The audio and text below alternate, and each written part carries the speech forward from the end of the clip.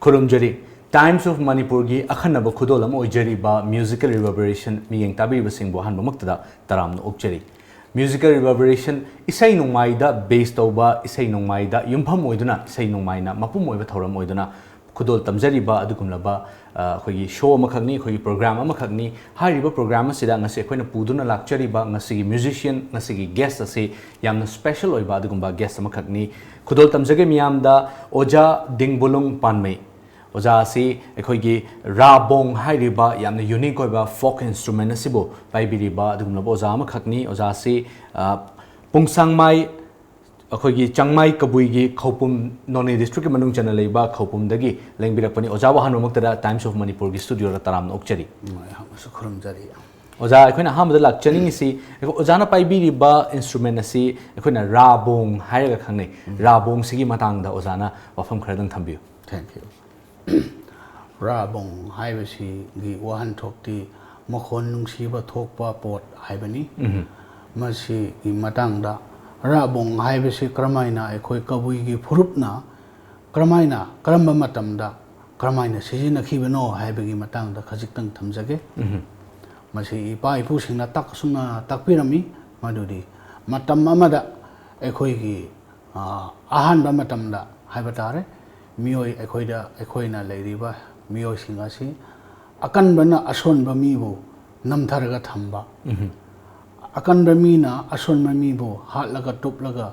maran mathomon ba adugumba chanebi si torami hai matamadoda ipa isor laina penda duna ekhoi taibang pana sida hingliba miyoi asigi mahakna serak piba haibetare mahak dandi piba ama oina Jungle da hauriba upal wapal singsi mahai pandre maram madunadi ekoi sanaba thaknaba si matamaduda lau sing ubugi thabak se haitabanina wahai heaga una wana heaga saba matam hingba matam oibanina matamaduda saningai thakningai leitoduna yam wana khangnare adumaina leiringai asida ishor ekhoibu nungsiba ishor haibatare mahakna asmaina takpirami hai he miyoiba nakhoina angambana asonba mibu namtharaga tauba thabak hatpa tuppa tauba thabak mapot masai munba tauba thabak adu ngasidigi hauna pa ishona yadare asi noi lepo natragadi noi gi sanaba thaknaba jungle da hauriba upal wapal mahi marong asi subsa sahalaroi supan pan halaroi haibadoda matamadoda ekhoi gi phurupti gi ekhoina diming asumaina hairami buiza kawba nupa adoda asumaina laina takpirami buiza adona hairi ipaisor adugumba serak to ekhoida amu hanna pibi ganu isor na hakki pautak to ekhoi injage haina khumki adu wargadi asigumba pena asi lai dona utlaga asigumba pot asi pena asi na hak sao saraga nangbu sembiba napa isorbo awang basing thakta satlaga thagat pagaloina na isai saktuna sallu adu wargadi nangi pena makhon si tabagaloina na singda hauriba upal wapal haira harau bagaloina na mapan sat kani mahi marong pan gani madu noi he aga sa gani noi nungai jai pan pan mangam gani haina takpi badoda buiza haina ko nupa aduna phare isor ge pautak ni adu reda ai tawdaba yade haina pena asi semaga isorna mamit maktada utlaga takhi be pautak adu semaga mahakna pena asi sumaina khongwa hoki hai yam nungai ji oja marik chumna rabong hai akhoi gi pena makhalasi akhoi masigi matangda ojana marik chumba wafam sing thambiri aduga makhata na khoin khangjeningi si oja hairiba rabong hairiba instrument se akhoi kabui community na sizinabi na takpire kabui community ki karam ba thabak thorom sing da lai yoiba karam ba thabak thorom sing aduga festival karam ba da karam ba mong da sizine habadum tang haibi oja rabong haibsi ahan ba ahoba matamdedi hojikna hai hibido ipa isor ekhoi bo sembi ba ꯇꯥꯏꯕꯪ ꯄꯥꯟ ꯑꯁꯤꯕꯨ ꯁꯦꯝꯕꯤꯕ ꯏꯁꯣꯔ ꯃꯍꯥꯛꯄꯨ ꯊꯥꯒꯠꯄꯒ ꯂꯣꯏꯅꯅ ꯏꯁꯩ ꯁꯛꯂꯝꯃꯤ ꯈꯨꯔꯨꯝꯕꯗ ꯇꯧꯔꯝꯃꯤ ꯑꯗꯨꯕꯨ ꯈꯔ ꯀꯣꯏꯊꯔꯒꯅ ꯑꯩꯈꯣꯏꯒꯤ ꯁꯣꯁꯥꯏꯇꯤꯗ ꯃꯔꯨꯞ ꯃꯄꯥꯡ ꯑꯃ ꯅꯨꯡꯁꯤꯅꯕ ꯍꯥꯏꯕꯗꯤ ꯅꯨꯡꯁꯤ ꯅꯤꯉꯣꯜꯒꯤ ꯏꯁꯩ ꯍꯥꯏꯕ ꯇꯥꯔꯦ ꯑꯗꯨꯒꯨꯝꯕ ꯁꯩꯊꯥꯗꯁꯨ ꯑꯗꯨꯃꯥꯏꯅ ꯁꯤꯖꯤꯟꯅꯈꯤ ꯑꯗꯨꯒ ꯌꯥꯝꯅ ꯃꯔꯨ ꯑꯣꯏꯕ ꯑꯃꯅ ꯑꯩꯈꯣꯏꯒꯤ ꯏꯔꯛꯇ ꯀꯔꯤꯒꯨꯝꯕ ꯀꯅꯥꯒꯨꯝꯕ ꯑꯍꯜ ꯂꯃꯟ ꯃꯥꯒꯤ ꯄꯨꯟꯁꯤꯗ ꯑꯉꯝ ꯑꯊꯧꯒꯤ ꯊꯕꯛ ꯄꯥꯡꯊꯣꯛꯑꯒ ꯇꯧꯈꯤꯕꯒꯨꯝꯕ ꯃꯄꯨꯟꯁꯤ ꯂꯣꯏꯔꯒ ꯁꯤꯈꯤꯕ ꯑꯗꯨꯒꯨꯝꯕ ꯃꯇꯝ ꯑꯗꯨꯗ ꯄꯦꯅꯥ ꯑꯁꯤ ꯇꯉꯥꯏ ꯐꯗꯅ ꯑꯗꯨꯝ ꯁꯛꯏ ꯁꯨꯡꯁꯣꯏ ꯁꯣꯏꯗꯅ ꯃꯁꯤ ꯌꯥꯎꯗꯕ ꯌꯥꯗꯕ ꯌꯥꯎꯗꯕ ꯌꯥꯗꯕ ꯄꯣꯠꯂꯝ ꯑꯃ ꯑꯣꯏꯅ ꯁꯤꯖꯤꯟꯅꯩ ꯑꯗꯨ ꯄꯦꯅꯥ ꯑꯁꯤ ꯏꯄꯥ ꯏꯄꯨꯒꯤ ꯆꯠꯅꯕꯤꯒꯤ ꯃꯇꯨꯡ ꯏꯟꯅ ꯄꯦꯅꯥ ꯑꯁꯤ ꯃꯇꯝ ꯈꯨꯗꯤꯡꯃꯛꯇ ꯇꯥꯕ ꯅꯨꯡꯉꯥꯏꯔꯒꯁꯨ ꯃꯇꯝ ꯈꯨꯗꯤꯡꯃꯛꯇ ꯁꯤꯖꯤꯟꯅꯍꯟꯗꯦ ꯄꯦꯅꯥ ꯑꯁꯤ ꯑꯀꯛꯅꯕ ꯃꯇꯝ ꯈꯔ ꯄꯤꯔꯝꯃꯤ ꯑꯗꯨꯕꯨ ꯍꯧꯖꯤꯛ ꯍꯥꯏꯕꯒꯨꯝꯅ emergency matangda tangay phadaba matangda matam natragasu misi mina thokpa matamdadi madu athingbudu lawtho eraga adum sijinai yam nungaise adubo akhigi ngasigi times of manipur gi musical reverberation asidadi matam khudimakta sijinaba yadaba instrument asi masigi tanja se lawjaraga akhoi ngasi tanabagi tanja du lawjagadoribani oja ado hariba rabung asi sijinaduna sakpa isai sahek isai अखोगी सही सकपगी मोंग से तोंगान तोंगान मोंग सिंग लेबिरंगमने हाइजरिबा करम करम मोंग सिंग दे लेबि मरुइना चावरक ने येंबा मतम करम करम मोंग सिंग दे सकने सही अखोई राबुंग हाइबसी अखोई पाइपु सिंगना राबुंग हाइबसी अमरोम द हाइरगा अखोई प्रमाण अमदा हाइ राबुंग हाइबसी यादवा लेतबा हिरम गुदिमक्त याबा हाइबनी राबुंग इपा इपु सिंगना सुमाइना हाइ मादी राबुंगनी हाइरगा मागी परमाननी हाइबदी मादी खुदिमक हाइबनी मादी खुदिमक लोइनबि याबनी हाइबगी वाहिरोंदको राबुंगनी हाइबसे अदुमाइना हाइनै राबुंग असि इसै खुदिमकदा मा लोइनबि याइ अदुबु इपा इपुसिंगना लोइनबि यारगासो करिगुंबे इसै लौ सिंगबगी लमदा थबक सुबा मतमदा राबुंगदी पाइरगा चप्पा यादबनिना अदुगुंबा इसै रोंददी सिजिनदे सिजिनबिदि याइ अदुबु मदुगिददि याम तोइने सिजिनदे अदुबु इसै कुंत्रुक एखोइगी मखनसे इसै कुंत्रुक लै एखोइ कबुइगी से इसै कुंत्रुक असिगा मनुंगदा इसै कुनगा मरी दि राबोंग असिना अदुम खोलोइनबि याइ राबोंगी बेसिक से मरी खक लै मरी अदुना इसै कुंत्रुक असिबु लोइनबा यानबा सेमबनी इसै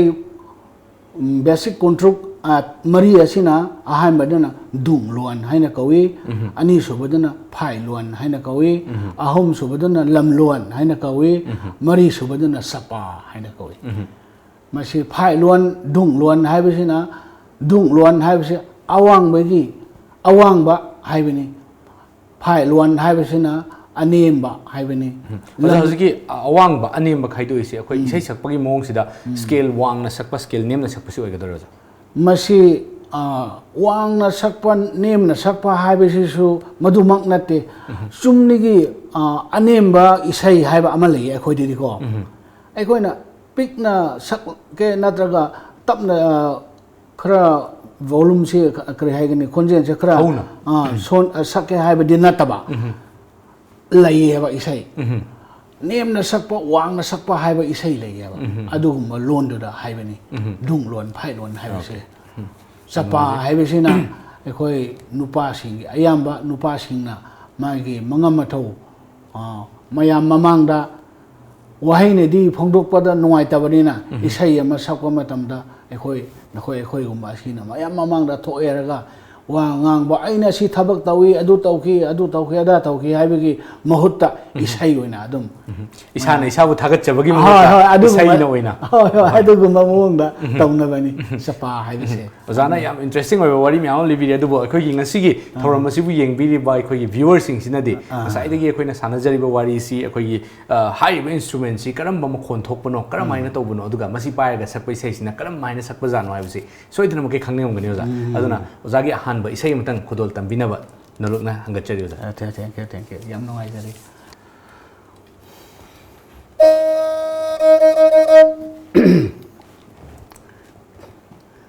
dung luan haina kauba isai adusu masing khang langamdana lei adubo aina sakadori ba dung luan haiba isai asigi manungda lam thang liang haina kauba isai ado ai ahan do oina mayam mai mamang da adum saksage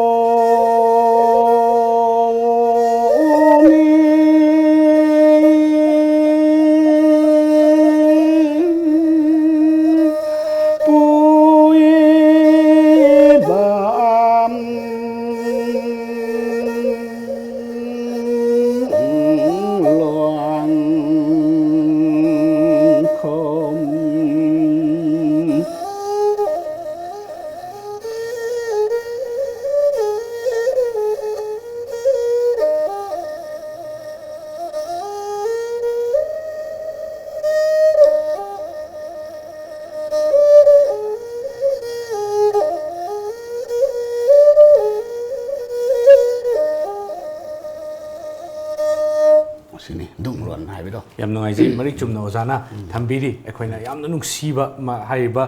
rabong sigi ekhogi maming siga mangonda gi thorok liba mokhol siga yamna chana bhai tare yamna nungsiba mokhol ama puning bu sumat pangamba mokhol ama thorok li ozana su sei se yam phajana khudol tambiri oza makha ta na khoina khangjani ngi se khoi maitai sing na sijin riba pena siga rabong siga karai karai wai de khenari bno khoina sum uzabada khoigi chairong sida khoigi sarik hapa khoigi pena gi de sarik hapi goja adubu rabong gisita di sarik hapa uzade aduga tongan ba mafam kya da khena ba kya uri masi karai mafam sin khena biyo sa masi khena ba hai bu ekhoi kabui ni sing na su pena si ipai pu matam da di kana gumba ina khunba hai ba tare adu gumba sing na di asi hutla ga sarik si adum hap nei ya isai su lai ra pa yin siang thai doang ai na ai na pai ba sajik asida sarik happy haina ko haibagi isai lei adu mipum khuding mak ne di sarik adu leibada ngamdabani na kana gumba lairaba ai gumba lairaba mi sing asiri sarik ki mahota asi lei asi habjabani asi lei asi ki mingse ekhoina kungpuang haina kawi mayamna su marak ta urangwani swai imphal iyar su sumang da lei satuna tohanba aina singdigi puraga ko sapado ai su ui madugi saktam lauraga kungpuang haibasi asi ekhoina adum thamjabani habjabani maye kidi hojiki metai singna habliba sarik ado adumak hapkadabani happa ngamdaba mi singna asi oina hapjabani azigi sarik sigi mohot silaga asi hapjabani maduda khajiktang khenaba rabong asida khajiktang khenaba haibasi khoi metai singna sida kari haigani mamai yalaga yam sangna tawbado madu ekhoina di madu tawde madu tawbagi mohotta hojiki aina asi habli se asi su kungphan haina kawe kungphan haibasi ekhoina lei adugi mingni kung asi su kungni asi no kungphan adugi saktam lauraga asida adum hapsabani adubo ekhoi metai singna di asida phi ama tawraga hapado yam phajaba hapado ekhoina su ui adubo ipai pu singna di madu tawramdabani na phajaraga so ai amadu hapa rabongi masak si mangdana magi asing masak si leina gi namata yam nungai ji oza aduga ekhoigi hojik ki mirol sida hai tare folk si hojik pudi anoba mirol sina yamna pamnaba folk isai folk music yam pamnare ado mamangai da marakama khoi folk si yamna taruraba miyamna pamnaba chang sida yamna taruraba khoi face ama leikhre ado marak sida hojik leiba mirol sida khoi instrument se khoi rabong sibu paibiriba rabong sizina biriba instrument paibiriba mioi kayamukti leiri na khanbiza ekhoi kabui society de di masi pangyam yam laktre haina haibada aranba oiraro haina I adum khalle masi asamaina thoki ipa ipugi matamda rabong haiba instrument ekhoina di mongi bansin haina kawe asi si khoidigi awangba instrument ama oina khanarami sijinarami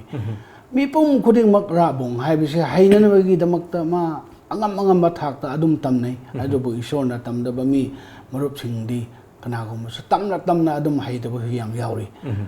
rabong asibu paibang haiba haibisi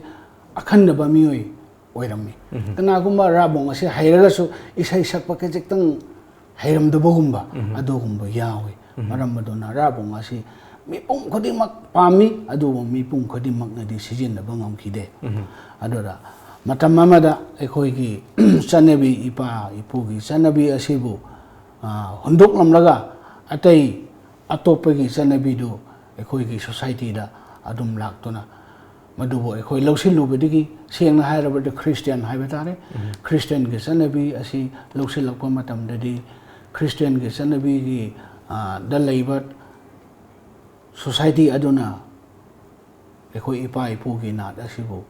khajiktang kari haigani meitai ronda ai masida nathai ba hai khara nathai nakhiba adumaina tawkhibadigi asum Christian gi society si asum sangselakpa mi asum yam chelakpa gi matungina ekhoi ipa ipugi nat asiso adum noma gi adum mangkhiba ai isa maksu mangkhrabani isamak ay na pena hausi pairi susu 2000 digi paiba haurabani ipa ipa na ipa bu pokpa ipu ai bu pokpa ipa matamda ai angang oiba matamda pena asi tambi bani 1975 digi pena asi ai thadokhi 75 digi 2000 phao se ai pena se no ma so ai khong ki dre maram de khoi society na engonda khasitang kre hai gani ma di Christian ge lining da thawai sang de mapa ma pu gi kaino da sange hai ba gum ba si khan khi gadra hai da ai ikai da na ko adum lo la ga thambini masi kadai di lak pono hai ra masi asoi ba apang ba wakhan amani hai bi sai adum no ma adum khan ki adona hausik ti ai mi ama hing mi ama oina society ama da ai si mi adugumba phurup adugi mini haina sakta ke hairabidi ipa ipu gi chanabi asi ipa ipu nat haibisi khangdabi yade haibigi wakhalon asi no da asum isagi punsi se ahan orakpagi matung ina ko asum khanki adumaina khanki bedigi ina 2000 asi pena asi paiba hore adu so ai ithantana di ai hawbanga moidabani khawbum lang thabal khawbum da ai isu nupa ama mosin gang mai haina mahaksu penasi ma paiba haite sakpa so haite oraga so magi wakhande di ipana ipuna da sibu mangba yade haibegi wakhande atom leiba angang ni haba madunu mana aingonda laga nuti gi laga them lere apau nang masi tawdaba yade nahak na masi pamdraga so ekhoi society sibu amuk awang ba thakta puthok ke pukhat ke haredi masi ekhoi tawhodaba khanghodaba yadre nang masi mayam gu tambi ba oina asi nang khara tawbi wa haibe digi 2000 digi ai si pai ba hobani jana ji takpi ri da khoi tambi ba se akhoi hoji angang sing hagolari ba naharol sing hairi ba rabung sibu tambi di leibro jana oh lei masi aigi parthana isor da aina haijabeni isor da aigi wakhanda aigi chinda asamaina haiki hey pai sor nahakna kabui kauba rongwei kauba phurup asibu nahakna taibang pana sida phurup mi kayamuk sembi begi marak asida ama sembi beni ipa ipugi lon ipa ipugi isai ipa ipugi chanabi habise tongan ba uma oina nahakna so sembi beni nahakna sembi beni nahakpu khurumba matamda ipa ipugi natna ipa ipugi khonjenna nahakpu thagatpa matamda khurumba matamda namangda aikhoina sakchage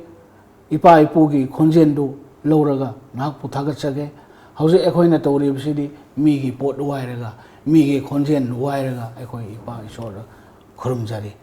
masi aikhoi penba khrawali adona masi ge damakta nahakna thaujan biu aigi phurup da leiba aigi leader singi wakhanda masi yamna tangai phadaba ama oire hauji ki matamda haibesi khangan biu aina ipa isora aina asum haijaba matamda hauji madu ipana isorna tabi dona hauji aikhoi ki Christian society ki angang singdigi mi khara la aina kaubanate aina karigumba matamda si saktana khotna tawbado mahakna so tv do gumba karigumba program da ubamale ado youtube to gumba ado obada ipu ai so tambi da biya de masi hoji matamda ekhoi masi thadok pasi ekhoi lale ado na masi ekhoi na wong na masi tawdaba yade haina adum laaga Shishu sabi o hina pena so sajare moida adum pie adu moina so adum engonda adum tammi hoji khar sakpa hokre mo yam nungai je makhata ba khoi gi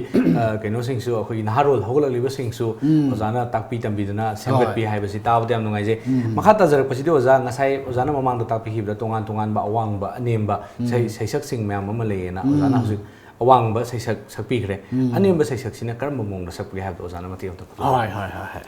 adu yam nungai re adu sak ko ngasai gi dana khara wangtak makhon thokani hojing na khara nem na pugani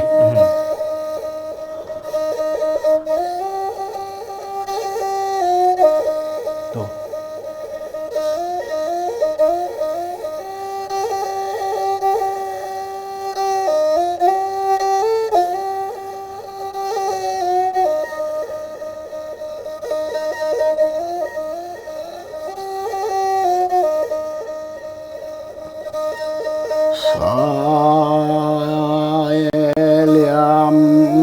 thô rồi cái pu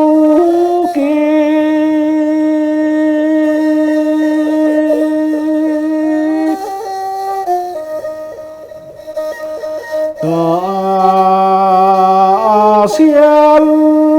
lu tang phai tang bang quay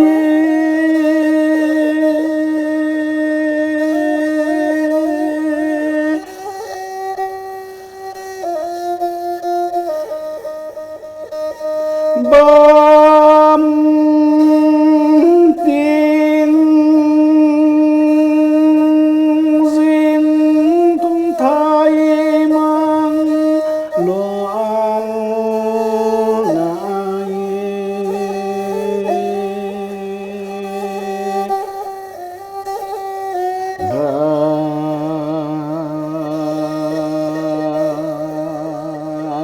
đêm vô đêm tăng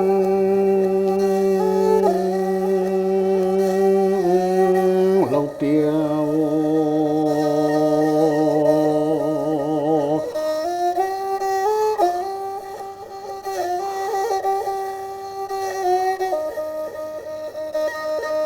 đó đêm vô thô đêm tăng lâu tiêu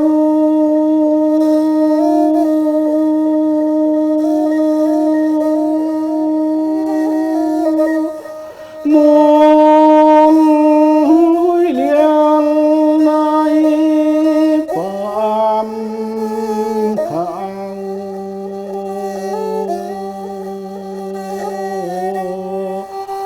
hey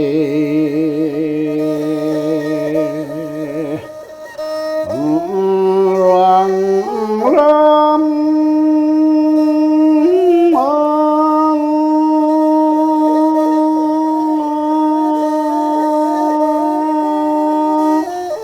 nai kum mai ini puang lom buai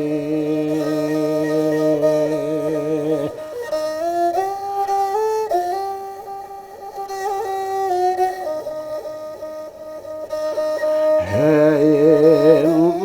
ra bông khoang gan cô mang gai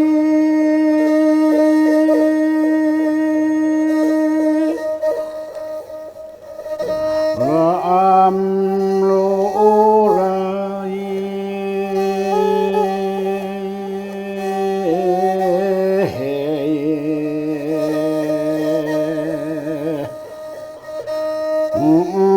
ra bung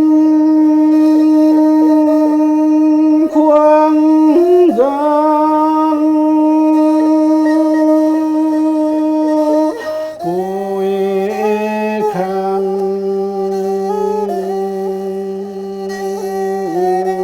lăn lu gội liền nay tan đường rao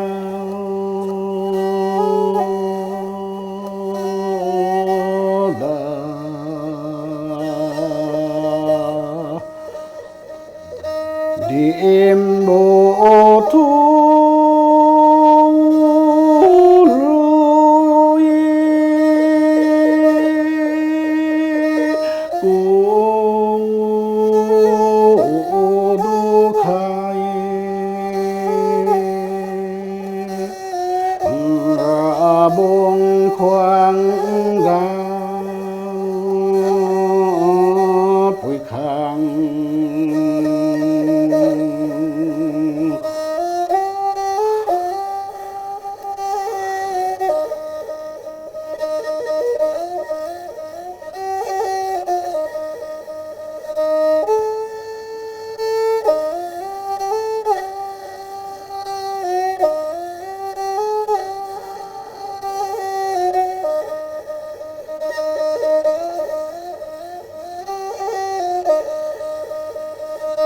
sini phai luan hai bi nungai ji oza yam marik chumna thambiri yam phajana isei ju sakpiri aduga oza makha ta da khoina khangjani is oza lingre ko matam da tongan tongan ba instrument sing atai su khoi mafam si da ubo phangje tongan tongan ba atai instrument sing sina kari kari no ha ta bi oza asina khoi meitai ne di basi haina kawi ko khoi ne di lim haina kawi lim hai ba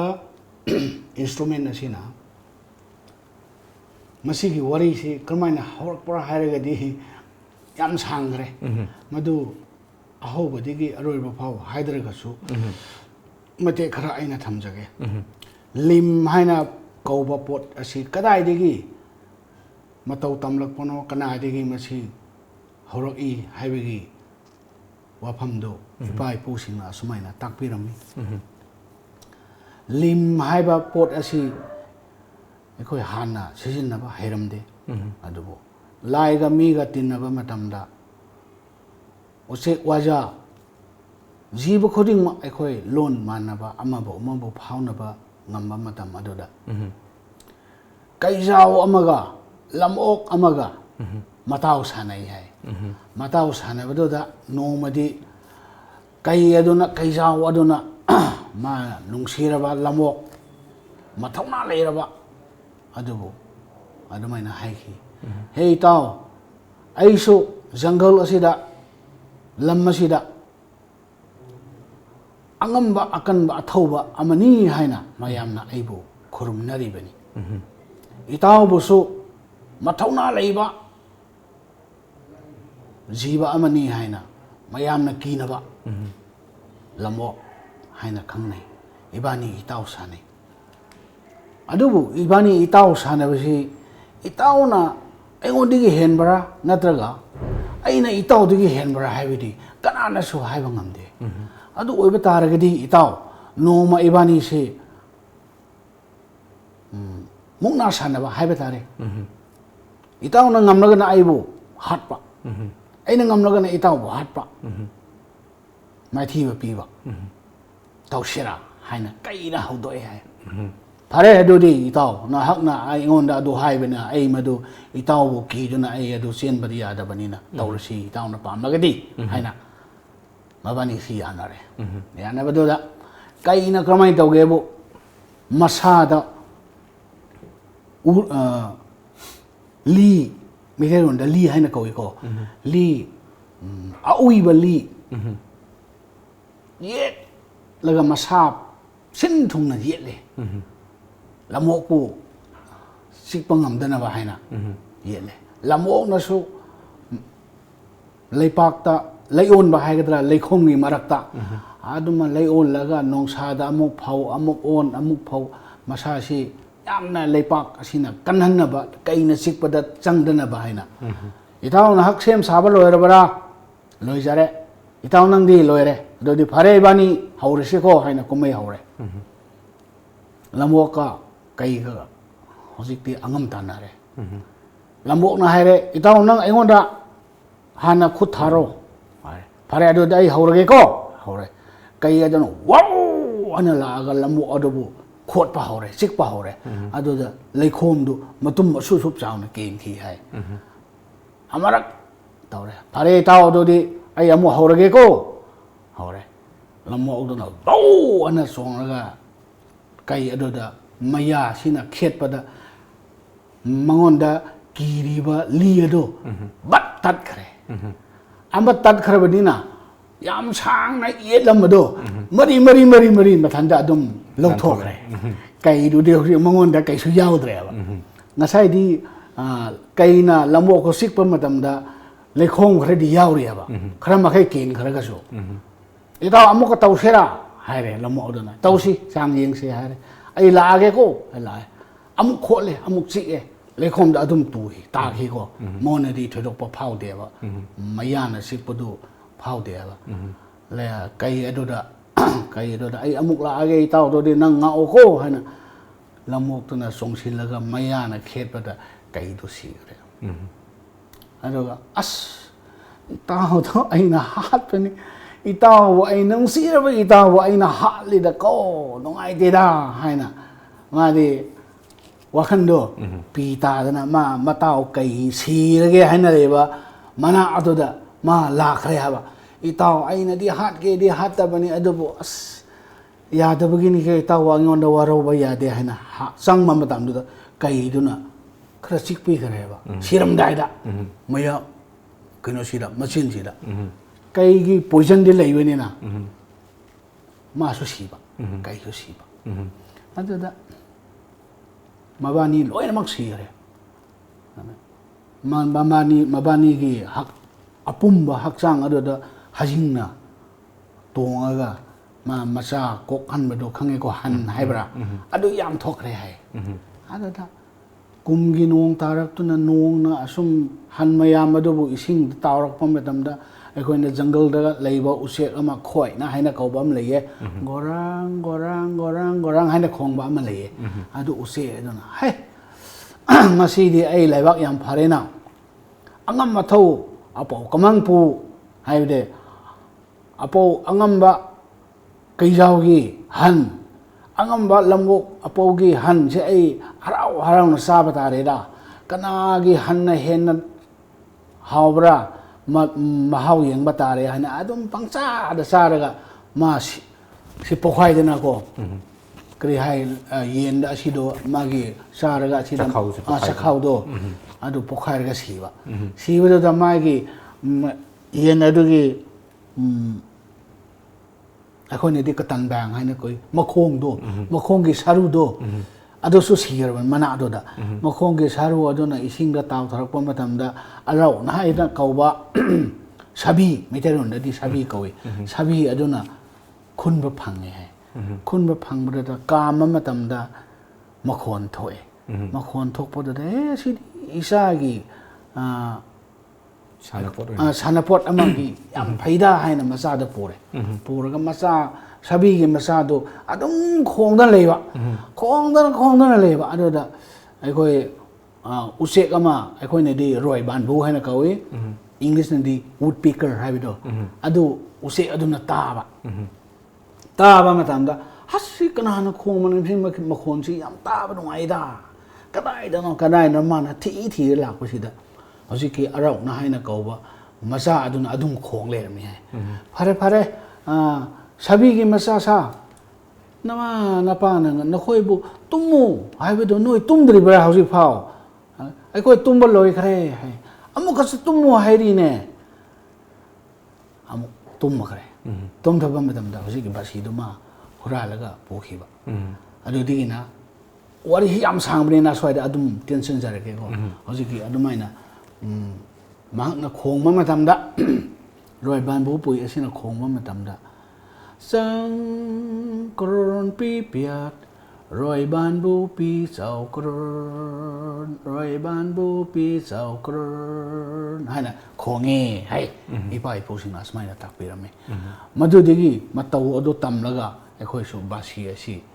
sembani haina ipai posina adumaina tambirame yam nungai je basigi yam phajaba khigi bai pusina takpiram ba wari mamrik chumna thambi bagi dong to jau thakat cheri makha ta bada lak chuning so ja ngasai isai awang ba anem ba thambi gre atopa karam ba isai gi mong sing di leibiri amtan khudol thambi lamluan haiba isai lamluan haiba si love song ni adugumba isai da so masi pusinba madugi makhondo khajitang tongan ba yamna di tongan manate khajitang tongan ba adugi basic lamlon haiba isai ni lesa pakhang marup mapang lesa pakhang danate marup mapang amaga nungsina ba aduguma saitha ba do adu da lamlon haina kawe nungsiba si pam da kana so leibu nate ho aduni aduna oza haski lamlon mati amtan khudol tambiyo lamlon lo se pare adudi lamlo lusi so makhan manga taruk lay ko adubo aina ahan orakpa matamda ai isa sisu singna hairagati sahi khara oirawani na naha mak natabani na ko khajitang aikhoi gumna nungai ba harawa sak phajaba pangan kan ba haibe punsi do khajitang hendo khiba aikhoi gumba มิวสิงอดุนะสักกะบะลำลวนอิสัยเลยอิสัยมาขันโดมาโดสักจาระเกแต่เป็นหน่วยตระกสุขมายามาดุมทำคราเลียมบ่อยนะดุมชาเช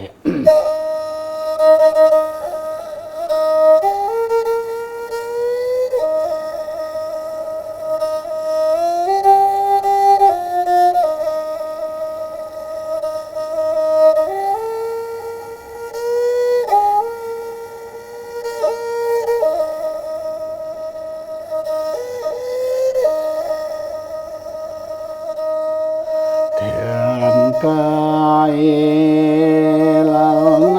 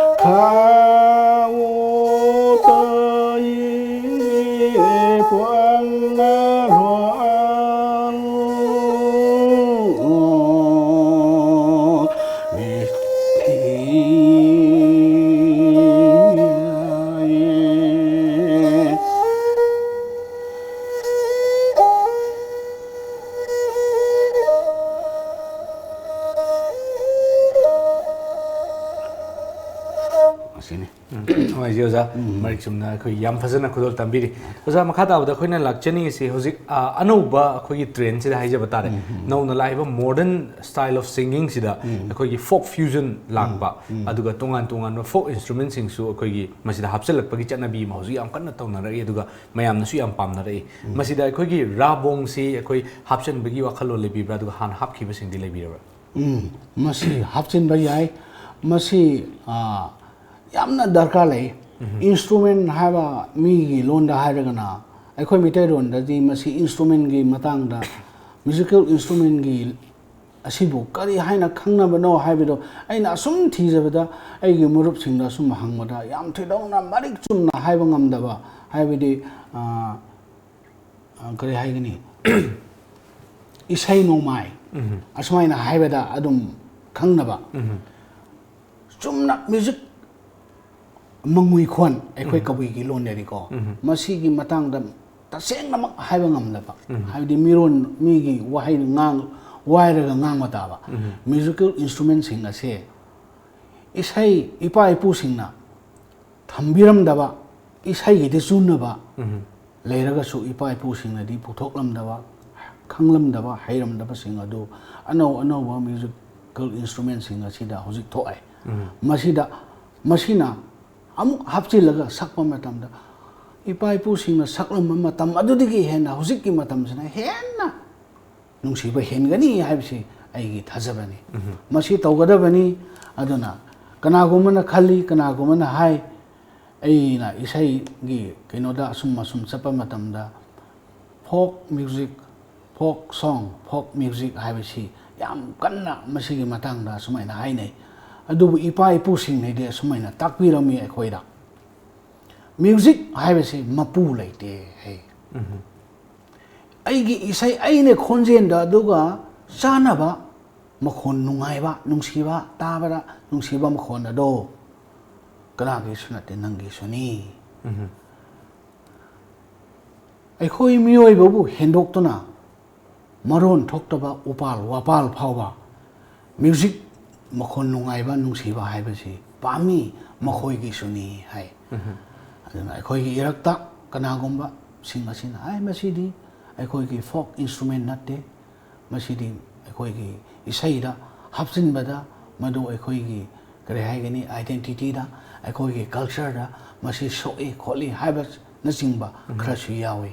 madu sumde haini id lawi manam di aina sumde haiba nataba ipa ipu singa sumaina takpi haba aina sakli ba khonjen asiga kari gumba tabada nungaiba nungsiba chunaba isai aduga chunaba khonjen ado happy rabidi adugi matic ena adum isai do fajaba nungsiba hengani haba yam ngai ozana akhoi music haibasi mapu leite haiba yamna fajaba wakhalon amada akhoi mayam yengbiri ba khoi kebek pu mayam da takpiri yam ngai je do oza loisalak pasida akhoi gi folk music pu nungsi jaba folk music pu pamjaba akhoi gi hawlagli ba naha sing haiba tare masida oza gi oiba kari kari wafam sing di thambiningi tendak na hebtang haibi masigi wafam da ai khajiktam thammaga loisin ba pamde yam sangna ngangning haba asigi matangda folk song folk culture folk music asibu nungsi daba pamdaba ai gumba haiba tare adugumba ai gi murup mapang khra lei taba natte mi gi du hena nungsi ba adugumba khra lei madu lei taba natte adugumba wakhol londa leiba mi oising asibu ai hakna khajitang share oyaning badi folk music haibasi kanagino mahak ayhak kini hausi matam masida ekhoisi mi gi makha po ningdre mi khuding mak apik pa phurup oisanu asauba phurup oisanu mi gi makha pon ba haibasi kanana su pam narak tre haba pik aga so pik na aigi independent oina ningkha tamba oina hingning gre haba asi lakpa matam sida aigi folk music aigi folk song aigi folk tales ipa ipu singa thambiramba aigi haiba pot adu khangdradi ai kanano haibagi sak takpa matamda madu kanano haibadu takpa ngamoi maram maduna ai hak asi adugumba phurup adugi miyoini ai hak po hairaga dingbulung haibasi rongmai kabui community da ꯄꯣꯛꯆꯕꯅꯤ ꯍꯥꯏꯔꯒꯗꯤ ꯀꯕꯨꯏ ꯔꯣꯡꯃꯩꯒꯤ ꯋꯥꯔꯤ ꯏꯁꯩ music ꯈꯪꯕ ꯇꯥꯏ ꯃꯗꯨ ꯈꯪꯗ꯭ꯔꯒꯗꯤ ꯃꯄꯨꯡ ꯐꯥꯕ ꯀꯕꯨꯏ ꯅꯠꯇꯦ ꯍꯥꯏꯕ ꯑꯩꯍꯥꯛꯁꯦ ꯀꯕꯨꯏꯗꯤ ꯑꯣꯏꯖꯔꯒꯁꯨ ꯔꯣꯡꯃꯩꯗꯤ ꯑꯣꯏꯖꯔꯒꯁꯨ ꯑꯩꯍꯥꯛꯁꯦ ꯃꯄꯨꯡ ꯐꯥꯕ ꯀꯕꯨꯏ ꯃꯄꯨꯡ ꯐꯥꯕ ꯔꯣꯡꯃꯩꯗꯨ ꯅꯠꯇꯦꯕ ꯍꯥꯞꯅꯦꯕ ꯑꯗꯨꯒꯨꯝꯕ ꯃꯄꯨꯡ ꯐꯥꯕ ꯑꯃ ꯑꯣꯏꯒꯦ ꯍꯥꯏꯔꯗꯤ ꯍꯧꯖꯤꯛ ꯃꯇꯝ ꯑꯁꯤꯗ ꯈ꯭ꯋꯥꯏꯗꯒꯤ ꯃꯔꯨꯑꯣꯏꯅ ꯆꯥꯎꯈꯠꯂꯛꯏꯕ ꯏꯟꯈꯠꯂꯛꯏꯕ ꯅꯍꯥꯔꯣꯟꯁꯤꯡ ꯑꯁꯤꯅ ꯏꯄꯥꯅꯥꯠ ꯏꯄꯨꯅꯥꯠ ꯑꯁꯤꯕꯨ ꯀꯥꯎꯊꯣꯛꯄ ꯐꯔꯣꯏ ꯈꯪꯒꯗꯕꯅꯤ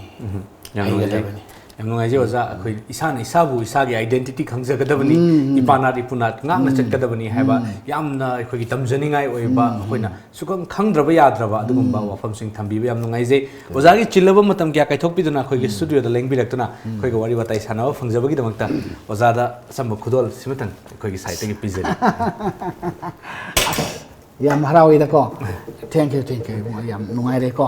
ꯑꯣꯖꯥ ꯃꯈꯥ ꯇꯥꯅꯁꯨ ꯑꯩꯈꯣꯏꯒꯤ ꯁ꯭ꯇꯨꯗꯤꯑꯣꯗ ꯂꯦꯡꯕꯤꯔꯛꯇꯨꯅ ꯑꯩꯈꯣꯏ ꯇꯣꯉꯥꯟꯕ ꯉꯁꯤ ꯑꯀꯛꯅꯕ ꯃꯇꯝ ꯑꯣꯏꯕꯅꯤꯅ ꯑꯩꯈꯣꯏꯅ ꯋꯥꯔꯤ ꯁꯥꯕ ꯐꯪꯖꯍꯧꯗꯕ ꯀꯌా ꯑꯃꯁꯨ ꯇꯥꯍꯧꯗꯕ ꯏꯁꯩ ꯀꯌꯥ ꯑꯃꯁꯨ ꯇꯥꯅꯕꯒꯤ ꯑꯗꯨꯒꯨꯝꯕ ꯇꯥꯟꯖꯥꯗꯨ ꯂꯧꯖꯒꯦ ꯃꯈꯥ ꯇꯥꯅ ꯂꯥꯛꯄ ꯃꯇꯝꯗ ꯑꯩꯈꯣꯏꯅ ꯃ꯭ꯌꯨꯖꯤꯀꯦꯜ ꯔꯤꯕꯔꯕꯔꯦꯁꯟ ꯊꯧꯔꯝ ꯑꯁꯤꯗ ꯑꯣꯖꯥꯕꯨ ꯃꯈꯥ ꯇꯥꯅ ꯀꯧꯖꯔꯛꯀꯦ ꯑꯣꯖꯥꯁꯨ ꯂꯦꯡꯕꯤꯔꯛꯑꯣ ꯉꯁꯤꯒꯤꯗꯃꯛꯇꯗꯤ ꯌꯦꯡꯕꯤꯔꯤꯕ ꯈ꯭ꯋꯥꯏ ꯈꯤꯕꯤꯛꯇꯒꯤ ꯀꯥꯏꯅꯅꯕ ꯌꯥꯊꯪ ꯅꯤꯖꯔꯤ ꯄꯤꯅꯕꯤꯔꯁꯤ